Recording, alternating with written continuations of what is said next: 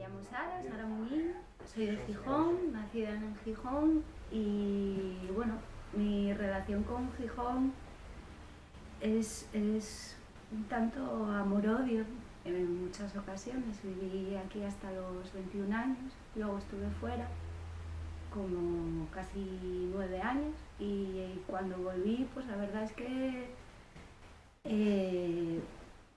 uno de los aspectos más importantes de mi vuelta fue precisamente por la música y digamos que en este último año y medio me llegué a medio reconciliar con Gijón y bueno, de momento estoy ahora aquí viviendo. No sé si voy a seguir viviendo aquí o me voy a marchar, pero está claro que sí que me he reconciliado con la ciudad y bueno, intento aprovechar al máximo las cosas buenas que tiene. Pues empecé a hacer música a los 7 años, empecé a estudiar y siempre ha sido algo que forma parte de mi vida de una forma natural y que evidentemente siempre me ha gustado. Y desde los 7 años hasta ahora todo lo que he estudiado, todo lo que he hecho siempre ha girado en torno a la música. Es algo que podemos decir que vertebra mi existencia. Y bueno, empecé con 7 años a estudiar en el conservatorio, pero luego desde los 14 años en paralelo siempre he estado tocando con grupos de música popular urbana, por lo tanto digamos que tengo una formación clásica, pero todo eso está relegado a un plano, digamos, formativo, pero mi desarrollo profesional en la música siempre ha estado ubicado en la música popular urbana y la manera que tengo de expresarme muchas veces pues se aleja de los cánones de la música clásica. Pero también he estudiado magisterio musical, me gusta la docencia y he estudiado durante muchos años y he investigado dentro de la musicología, que es digamos como otro aspecto que me encanta, es el plano teórico de la música. En mi caso siempre lo intento ubicar relacionándolo con asuntos de género, sociología, política, identidades, y es un tema que me apasiona y al final, bueno, pues aunque digamos que de alguna manera son, por un lado, lo práctico a través de la propia ejecución y composición de música y el aspecto teórico de la musicología, aunque sean dos planos de la realidad muy diferentes, saber de uno y de otro es digamos que se complementa muy bien. Bueno, es un poco, no sé muy bien cómo explicarlo. Para mí la música es algo, digamos, natural, es un medio de expresión para mí que se maneja dentro del campo del abstracto. En mi caso mi instrumento es la viola, pero es digamos el lenguaje que más me funciona, más natural para mí, casi más que las palabras. Entonces para mí la música es un medio de expresión y también es un espacio que habito, digamos. O sea, estar dentro de la música, estar en la música es habitar ese espacio o ese marco abstracto y me encanta eso. Y intento que todos los conocimientos que tengo de la música no funcionen. Es decir, cuando toco intento abrir las puertas del inconsciente y de lo que me salga. Y dejo de lado todo lo que sé que está ahí y lo aparto y lo que hago con la música, y por eso, por lo tanto, para mí es un medio de expresión porque intento ser honesta en el sentido de entrar en ese flujo, digamos, donde aflora lo que hay dentro, lo que hay más inconsciente, más profundo. Bueno, la escena de Gijón es interesante, podría decir muchas cosas o no sé tampoco si tengo licencia casi como para hablar de ella.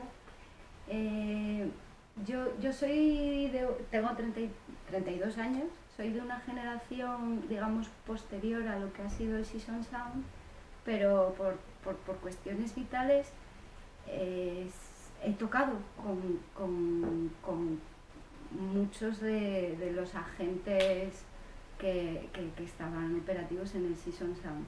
Eran mayores que yo, tenían 8 años o 10 más que yo, pero tocaba con ellos. Pero esa escena, digamos que no la viví en su apogeo, pero sí que creo que dentro de lo que es la escena alternativa independiente, porque luego, claro, evidentemente hay muchas otras escenas que funcionan de otra forma, el Season Sound tuvo una repercusión nacional, más o menos, y eso ha hecho que los grupos que, digamos, posteriores se amparaban dentro de una estética similar, tuvieran mayor facilidad, digamos, para alcanzar una proyección nacional. Al menos se les brindaba la oportunidad de una escucha. Y en ese sentido, Gijón, por un lado, se ha beneficiado de eso, y luego ha sido un proceso de retroalimentación donde yo creo que la escena musical en Gijón es muy activa y muy buena, y de hecho creo que hay una cantera ahora de preadolescentes, adolescentes y jóvenes que estoy segura que dentro de unos años también van a dar que hablar. Con respecto a las mujeres, también la escena de Gijón es, no sé si particular, la verdad. No sabría comparar, no conozco la escena en Santander o en La Rioja, por lo tanto no podría hacer una comparativa, pero si nos volvemos a el surgimiento del Season Sound, había mujeres, había grupos de chicas y de mujeres que estaban activamente funcionando y que eran muy buenas y que tuvieron repercusión nacional. Por lo tanto, digamos que eso ha hecho que las mujeres dentro de la música en Gijón hayan tenido cierta visibilidad. Por supuesto, esos grupos de mujeres se han tenido que enfrentar a una serie de problemáticas que son, bueno, muy habituales y muy genéricas en la música. Además, el hecho que sea un grupo de chicas que no sea mixto, siempre las ubicaban ante todo dentro de, son grupo de chicas. Este tipo de cosas que, bueno, que supongo que lo mejor es que lo hagan las propias protagonistas, ¿no? No obstante, bueno, si hablamos de la escena en Gijón ahora, hay mujeres, músicas, ojalá hubiera más y ojalá tuvieran mayor facilidad, pero bueno, como en todos los lados. Sí que es verdad que yo al menos sí que he percibido en estos últimos 3-4 años un avance en estos temas. Hay una mayor concienciación feminista que hace que las mujeres, por un lado, queramos ser protagonistas, activas y ejercer ese tipo de resistencia que es fundamental para poder dar ejemplo. Y por otro lado, poco a poco sí que va habiendo poco a poco una mayor aceptación y sobre las mujeres músicas, y se les empieza a tomar más en serio de cómo se les tomaba antes, porque sí que se nota. Yo cuando empecé a tocar en grupos, que fue hace 15 años, ser mujer y ser música era algo que era difícil de gestionar muchas veces, sobre todo si no tienes un bagaje en feminismo o si no entiendes un poco cómo funciona el patriarcado. Te encuentras en situaciones que no las sabes definir correctamente, tienes que establecer o inventar estrategias de resistencia en una edad complicada como es la adolescencia, donde tú te estás creando tu propia identidad y te encuentras en situaciones que son complicadas, más que nada porque son muy evidentes la diferencia que hay con tus compañeros, que son hombres que no tienen que enfrentarse a toda una serie de circunstancias que las mujeres sí, y que al menos Yo cuando tenía 18 años tampoco tenía la manera tampoco tenía referentes o tampoco tenía, no había ejemplos, sí había ejemplos visibles, pero no se hablaba de las problemáticas ni se hablaba de los problemas que había, por lo tanto eran como invisibles esos problemas, y el que sean invisibles hace que ni siquiera puedas darles forma o hablar sobre ellos. Eso hace 15 años. Ahora, evidentemente, gracias a que el feminismo se habla de ello, se puede tratar, y por lo tanto las mujeres músicas podemos adquirir mayores, al menos tener una variable de estrategias para poder ejercer la resistencia, que es fundamental ante cierto tipo de dinámicas. Una anécdota para contar sobre las problemáticas, ¿no?, diarias de las mujeres músicas en el panorama musical. Fue precisamente el año pasado, nos invitaron a Pablo y a mí a tocar en un certamen, en unos premios de música nacionales que organizaba la prensa musical. Y yo había grabado el disco con Pablo, con la viola, y en un tema había grabado unos coros que ya de por sí yo no quise que aparecieran en los créditos como que había grabado los coros, porque intuía que me iban, si no, a dar la brasa con los coros, y de repente se iba a invisibilizar mi participación como violista en los otros 13 temas. Entonces, no sé cómo ni de qué manera el presentador del certamen, que es un locutor famoso de Radio 3, a la hora de presentarme dijo, a continuación Pablo and Destruction, acompañado por la chica que ha hecho los coros en tal canción. Ni me presentó por mi nombre y apellidos, ni me presentó por mi instrumento, y además es que no sé de dónde sacó que había grabado los coros, porque no constaba. Pero ahí ratifiqué lo que ya sabía yo, que iban a tal. Pero el hecho de, en un certamen nacional, un locutor de radio famoso, de Radio 3, que haga eso, es algo que para mí fue normal, natural, pero el hecho de que llegas a un punto en el que en el día a día te tengas que enfrentar siempre a este tipo de cosas, hace que evidentemente tengas una conciencia de la resistencia que hay que ejercer y saber que hay que hacerla. Yo soy bastante pacifista y lo que intento es ejercer de labores didácticas, ¿no? O sea, más que volverme muy combativa violentamente, lo que hago es evidenciar el absurdo de una situación y explicar por qué es así y por qué no, tanto con mis compañeros o como con la audiencia. Y luego en situaciones así sí que es la verdad que me gustaría tener mayor capacidad de acción para soltar 4 palabras, porque aunque pasen los años y me sigan pasando esto, a día de hoy me sigo quedando paralizada cuando pasa esto, sin capacidad de reacción. Pero confío, es uno de mis deberes de aquí a los próximos años, en la próxima vez que me pase algo de esto, que me va a pasar, seguro, tener la capacidad para contestar rápidamente y de manera tajante. Vale. Para mí la música, un poco, como decía antes, vertebra mi existencia en el sentido de que, la música forma parte de mi vida desde los 7 años, de una manera muy, muy global. O sea, no es que sea un aspecto concreto de mi vida y luego tengo otros, sino que la vertebra de verdad.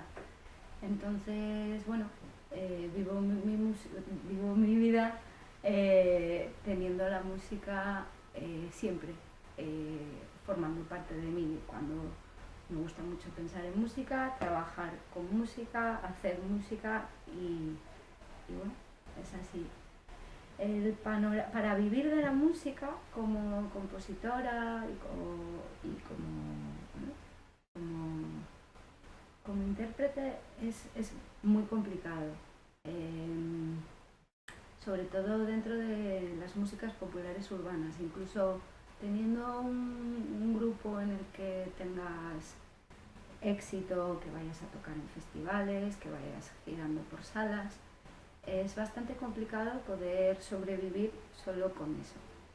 Y eso es un problema real porque al final tienes dos opciones: o vivir en una situación absolutamente precaria, que se puede hacer, y de hecho la mayor parte de los músicos hasta los 30 años pues vivimos así, pero llega un momento, supongo, en que la mayor parte de la gente pues inevitablemente tiene que compatibilizarlo con otro tipo de trabajo, aunque tenga relación con la música, ya sea a través de la docencia o otro tipo de trabajos. Y eso hace que precisamente poder llevar a cabo la ardua tarea de tener un grupo con ambiciones que implica hacer giras nacionales, más el trabajo, hace que tú trabajes de lunes a viernes, termines el viernes, te cojas la furgoneta, estés todo el fin de semana fuera girando, llegues un domingo a las 8 agotado sin haber tenido tiempo a nada y el lunes otra vez a empezar. Eso ha pasado y eso pasa, o sea, de hecho, bueno, en el último grupo en el que estuve, la mayor parte de los componentes tenían que compatibilizar la música con el trabajo. Y eso hace que inevitablemente pues, las cosas sean complicadas. Por otro lado, decidir no trabajar y centrarte solo en trabajar en la música hace que sea bastante complicado tener una mediana calidad de vida. Entonces, claro, pues con eso, de la veintena a la treintena lo puedes hacer, pero bueno, cuando tú quieres intentar tener una vida un poquitín más estable, se vuelve complicado. Evidentemente hay grupos y hay bandas que tienen muchísimo éxito y que lo pueden hacer, pero verdaderamente la mayor parte de los grupos, incluso grupos que consideramos que tienen éxito en el marco nacional, no se lo pueden permitir. Y eso es un problema real porque afecta a la capacidad creativa y de producción musical de este país y la variedad, porque al final la industria musical está apostando todo el rato por unos estilos muy concretos, y las personas que igual tienen la pulsión y la necesidad de investigar y de componer dentro de otro tipo de estilos fuera de los canónicos, lo tienen complicado, y eso evidentemente repercute en la producción musical y en la variedad de esa producción musical a nivel nacional. Bueno, pues sí, es difícil concretar en algo porque digamos que he tenido fases en mi historia, mi vida con la música ha tenido fases y todas han tenido ciertos hitos, ¿no? que han sido importantes. Bueno, empecé en el conservatorio y digamos que mi primer hito fue con 15 años, que grabé con un grupo, grabamos una maqueta en el taller de músicos. Claro, para mí era algo muy especial, grabé con amigos de toda la vida, me sentí muy a gusto y era la primera vez que llevaba la viola al terreno de la música popular urbana y me encantó, ¿no? El sentirme que formaba parte de una banda, el hacer música y el hacer música que era, bueno, era pop rock alternativo, digamos. Y eso me marcó, y a partir de ahí seguí tocando permanentemente con grupos sin parar hasta hoy. Hoy sigo tocando. Entonces digamos que esa primera grabación de esa maqueta pues fue algo que me marcó. Después de eso, desde los 18 a los 22 años, toqué muchísimo con muchísimos grupos diferentes y con todos a la vez.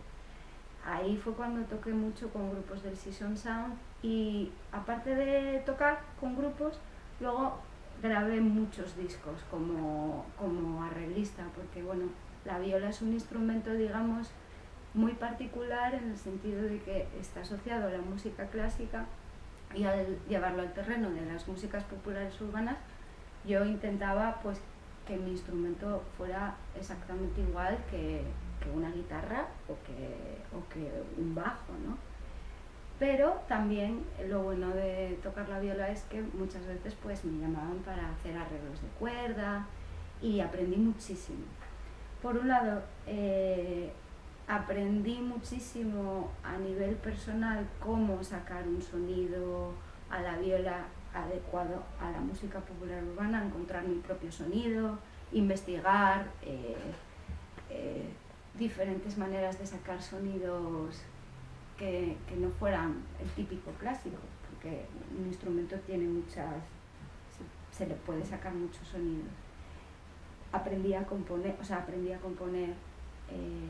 hacía arreglos, por lo tanto de repente pues componía pequeños cuartetos de cuerda y me encantaba y decía, jolín. Y luego a nivel de la experiencia de tocar en tantos grupos pues te hace tener un gran bagaje y enfrentarte a todas estas problemáticas de género que estábamos hablando, que a mí, bueno, pues me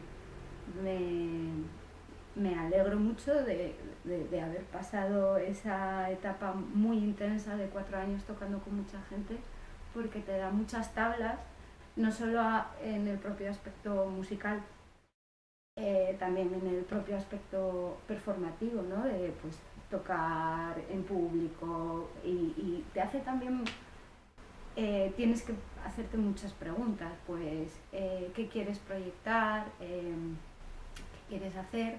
Y eso enlaza directamente con las problemáticas de género que había. Por ejemplo, hubo un año entero que me lo pasé tocando en chándal negro, porque me fastidiaba mucho de aquella que nada más bajar del escenario lo primero que me dijeran siempre era qué guapa estás o qué guapa estabas.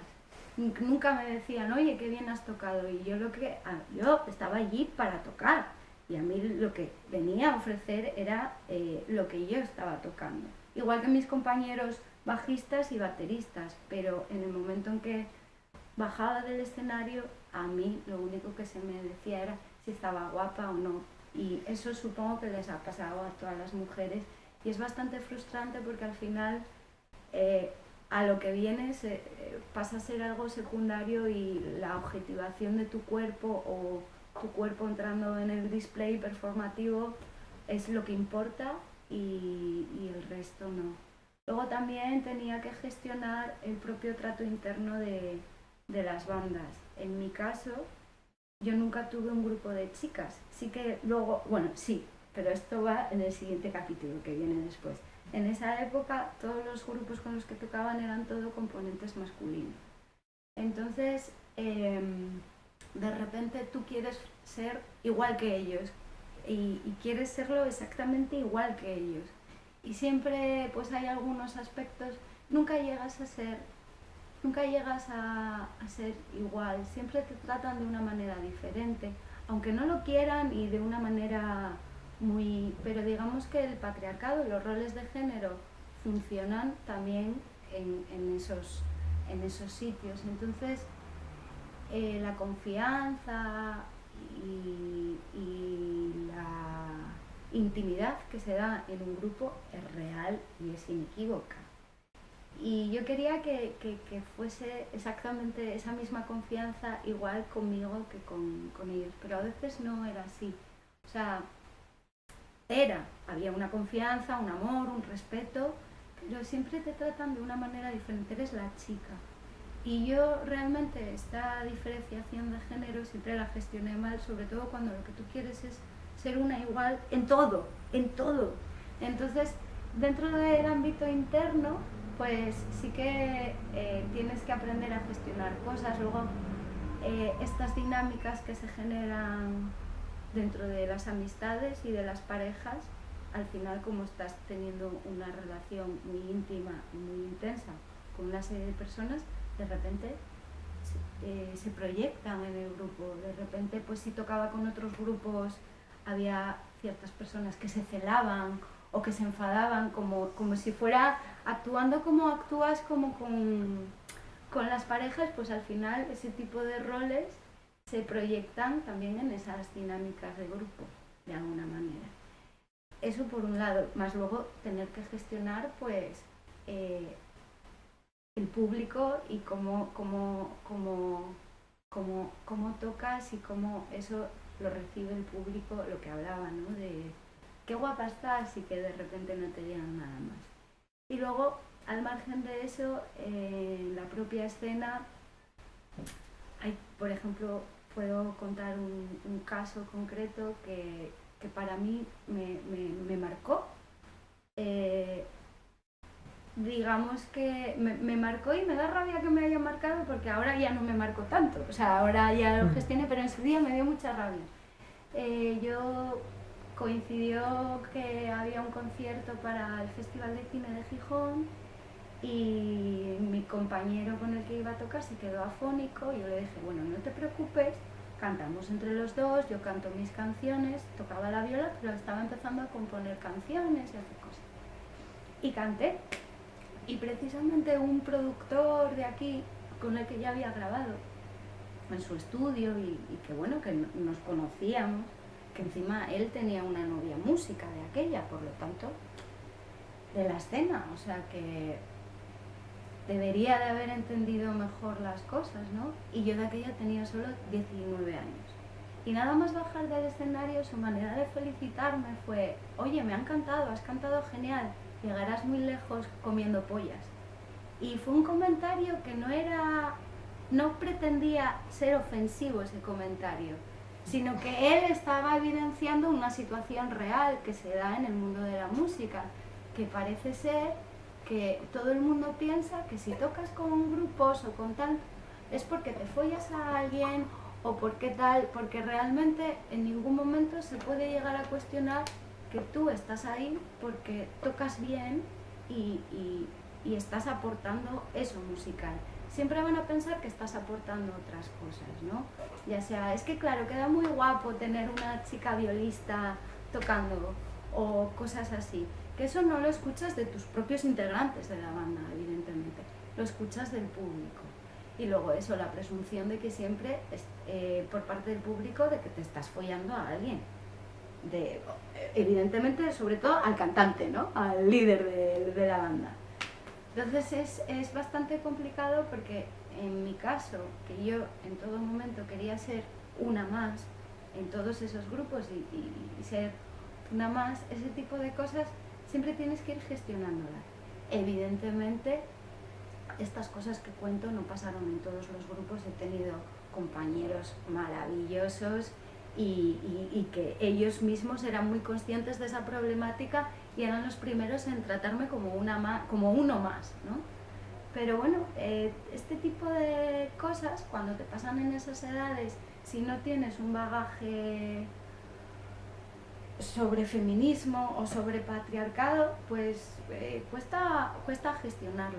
De hecho, una cosa que me hace mucha ilusión ahora es que hay mucha mayor conciencia feminista, hay mucha más teoría sobre el patriarcado y su funcionamiento, por lo tanto, las propias protagonistas músicas ahora van a tener una mayor capacidad de agencia para gestionar este tipo de cosas y ejercer resistencia, que yo en la medida en la que pude lo hice, ejercí resistencia porque aunque no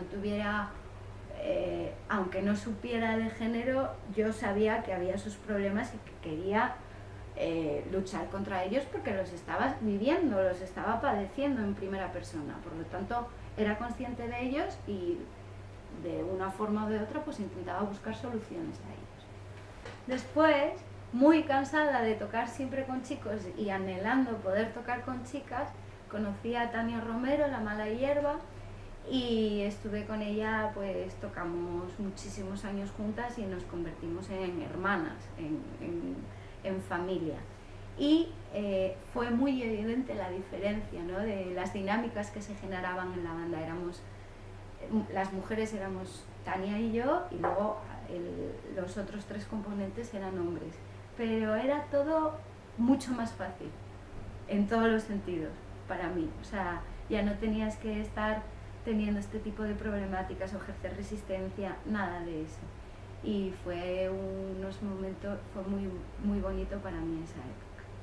Y después de eso, el otro hito que también ha sido muy importante fueron estos últimos años tocando con Pablo en Destruction, porque éramos una banda muy cohesionada, muy unida, hemos compartido giras, coches, hoteles, conciertos, y teníamos un nivel de confianza y de conocimiento de los unos a los otros muy grande, y fue muy bonito para mí, y sobre todo porque musicalmente la banda estábamos muy unidos, nos subíamos al escenario y éramos todos uno, y eso era algo muy especial. Y de hecho conseguí en el escenario alcanzar un estado de consciencia que llevaba buscándolo mucho tiempo, que es realmente un estado de conciencia alterado, en el sentido de que estás fluyendo y estás ahí, a eso, generando esa música, y no hay nada más, no existe nada más.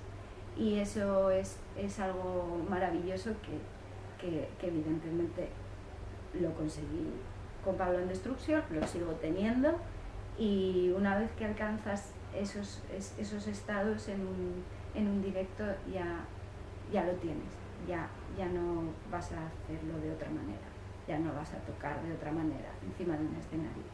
Eso ha sido muy bonito para mí, muy importante. Y ahora también es un hito muy importante para mí, porque es la primera vez que creo un grupo propio. Siempre he sido componente de un grupo o arreglista en discos o lo que sea, pero esta vez pues junto con José Álvarez Rilla hemos formado un dúo que se llama Cicada. Hemos grabado un disco que saldrá en unos meses, pero ya lo hemos grabado, y hemos montado un sello discográfico de música electrónica experimental que va a salir en disco y eso. Y para mí es muy importante porque ha sido la primera vez que he tenido tiempo para trabajar con la música, con las composiciones. Yo hasta ahora, cuando grababa, nunca tenía una aproximación, y sigo teniendo, muy punky y muy romántica, precisamente de rendir respeto al primer impulso, digamos, a lo primero que sale, ¿no? Porque digamos que considero que eso es como una manera honesta de hacer música. Entonces yo, pues por ejemplo, con Pablo, no quería escuchar las canciones antes de grabar. Entonces yo llegaba, sabía que tenía una hora para componer la canción, grabarla y arreglarla. Entonces era algo muy del momento, de grabar la impronta del momento, que eso es muy bonito. Entonces tú estás, lo primero que te llega de la canción, entras en contacto con ello y aportas eso. Entonces los arreglos pues eran muy honestos de fijar el momento exacto en el que estaban grabados.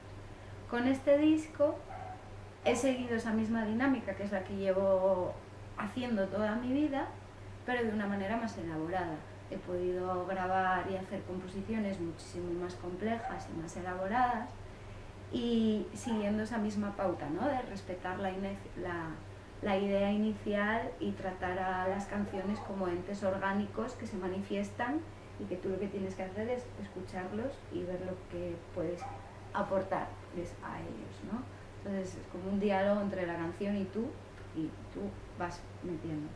Pero claro, para mí ha sido muy importante el tener un control absoluto de la composición y de la grabación. Grabamos en casa, hemos montado un estudio, y he estado en todo momento coordinando todo lo que es las violas y tomando decisiones sobre ellas. Y luego aparte que hemos hecho canciones que son composiciones nuestras, hechas así. Yo hasta ahora lo que hacía era arreglar canciones de otros. Entonces es para mí algo increíble y muy bonito. Futuro, pues... Bueno, no voy a decir cómo me veo, sino cómo me quiero ver, ¿vale? Que es lo que pienso siempre. O sea, cuando pienso en el futuro me imagino lo que quiero, no me imagino lo que no quiero. Entonces aspiro a seguir haciendo música, me encantaría empezar a hacer bandas sonoras, composiciones para documentales, para videoarte, porque realmente es un terreno que me encanta, que me gusta mucho y que bueno, ya he hecho pequeñitas cosas y me encantaría seguir, pues evidentemente con Cicada, que vamos a seguir, y a la par hacer composiciones pues para videojuegos, para bandas sonoras, para videoarte, para esas cosas. Meterme un poco en ese mundo porque realmente es el que más me interesa y me gusta.